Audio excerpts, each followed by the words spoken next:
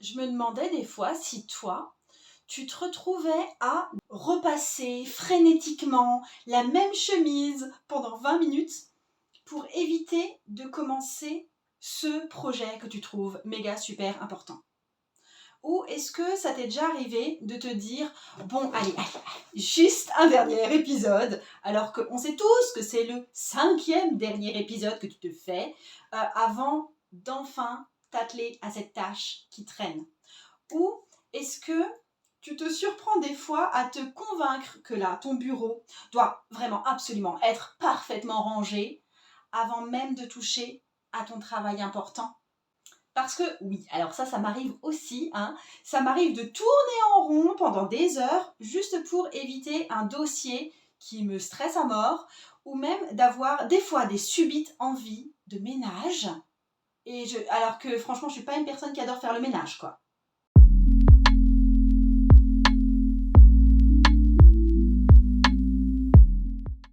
Donc tu l'as compris, là on parle de procrastination.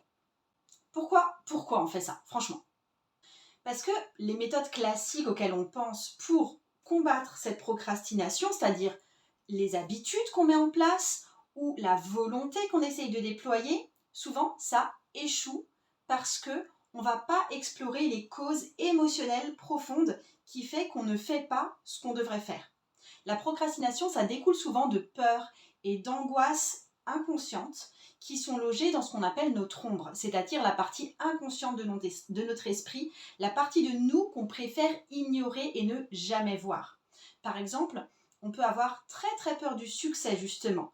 Et il y a des expériences négatives qu'on a pu vivre pendant l'enfance qui peuvent amener à associer le succès avec une forme de préjudice. Et du coup, ça va te conduire à t'auto-saboter en permanence par rapport à ton succès. Tu vois, là, je parle de la peur du succès, mais dans ce cas-là, peut-être qu'il y a une part inconsciente de toi qui te souffle à l'oreille en permanence.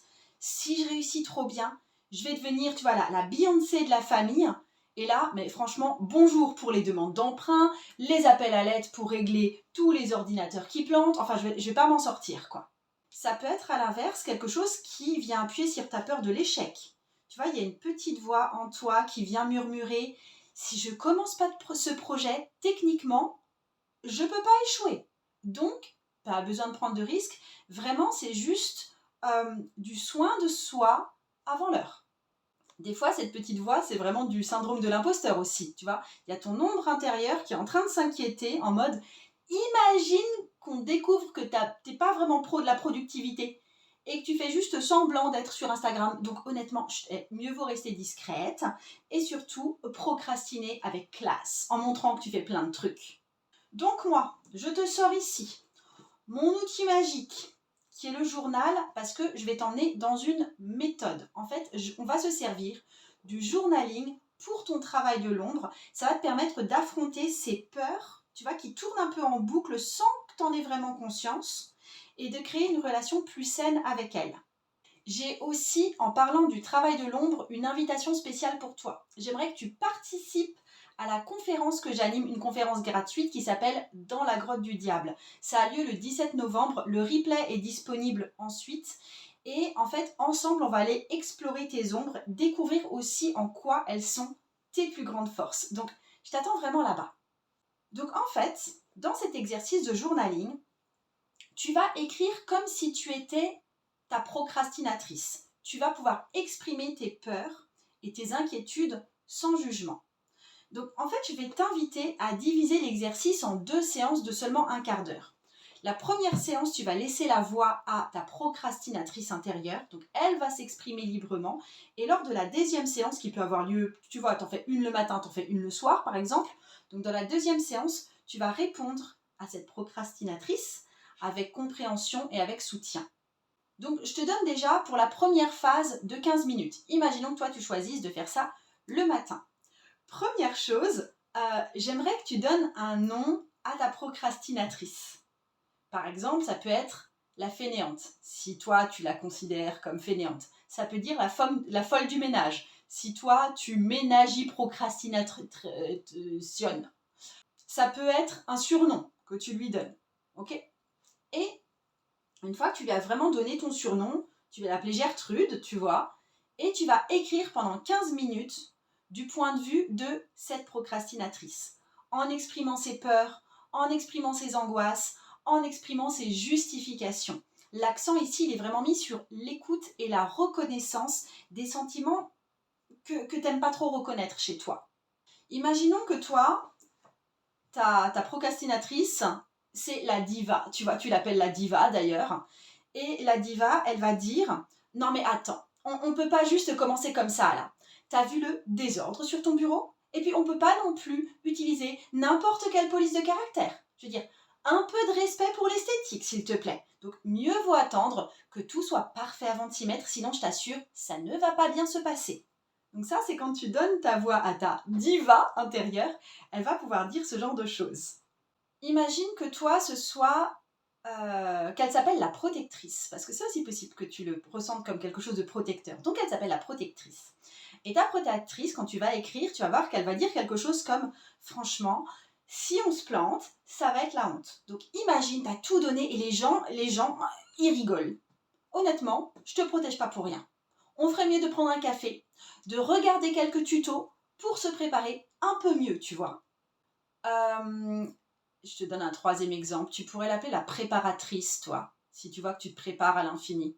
On va dire que tu l'appelles la préparatrice, et ta préparatrice à toi, quand tu vas écrire en mode « je suis la préparatrice », tu vas écrire « on ne peut pas commencer sans avoir tout révisé de fond en comble, ok ?» Tu veux quand même pas qu'on soit pris de court. Il nous manque des infos. Et puis, il y a ces 24 autres articles qu'on pourrait lire avant de se lancer. Allez, on fait juste un peu de recherche, encore un tout petit peu, et demain, c'est sûr, on démarre. Donc, là, tu vois, tu vas pouvoir faire tes 15 minutes d'écriture. Et pour la phase 2, donc on va dire que c'est le soir, tu vas rédiger une lettre de réponse à ta procrastinatrice. Donc pendant 15 minutes supplémentaires, tu vas exprimer ta compréhension, tu vas exprimer ton soutien et tu vas entrer aussi dans une forme de négociation.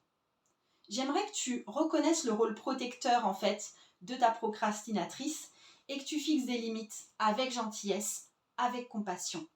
Tu vois, tu peux traiter cette procrastinatrice en toi comme une version plus jeune et vulnérable de toi-même qui a besoin d'attention, qui a besoin de compréhension.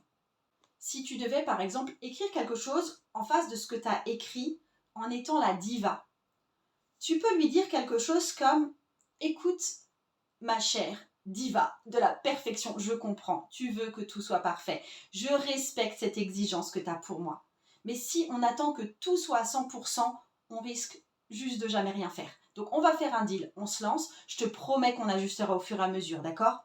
On fait les choses avec sérieux, mais on ne se met pas la pression de la perfection dès le début, ok? Donc fais-moi confiance, on va s'en sortir ensemble. » Et ça va venir apaiser cette diva en toi qui fait tout pour procrastiner. Tu vois, tout à l'heure, je t'avais parlé d'une ombre procrastinatrice qui serait quelque chose que tu appellerais la protectrice, par exemple. Là, ce que tu pourrais écrire en face, c'est quelque chose, tu vois, qui dirait hey, « Salut toi, je sais que tu veux me protéger des moqueries ou des critiques. Merci beaucoup. Je vois bien que tu veux que mon bien. Mais en fait, tu sais quoi? On n'est pas là pour être parfaite du premier coup.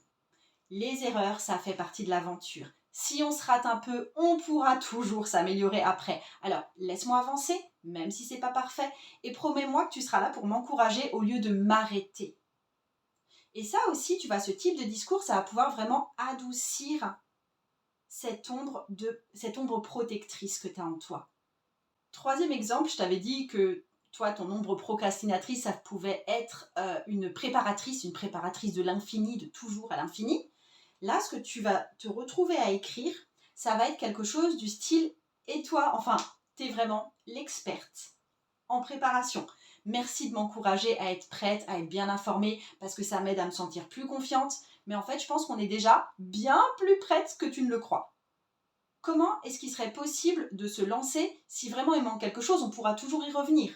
On peut même se faire un petit rendez-vous de débrief après pour améliorer si besoin. Est-ce que tu es d'accord? Donc, on va faire ce premier pas juste pour voir comment ça se passe.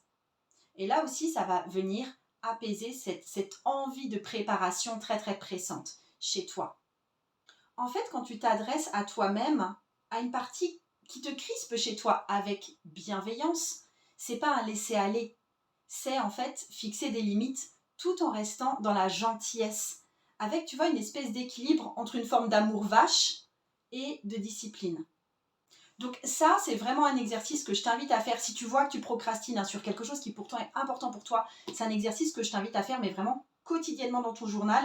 Je t'ai donné l'exemple d'écrire le matin et de répondre le soir. Ça peut aussi être écrire comme ta procrastinatrice le soir et répondre le matin. Ça peut être à 2 moments de la journée. Ça peut même être, si tu as du temps pour écrire, par exemple, que le matin, tu écris un jour, 15 minutes le matin, et la deuxième partie de la session, c'est 15 jours le lendemain.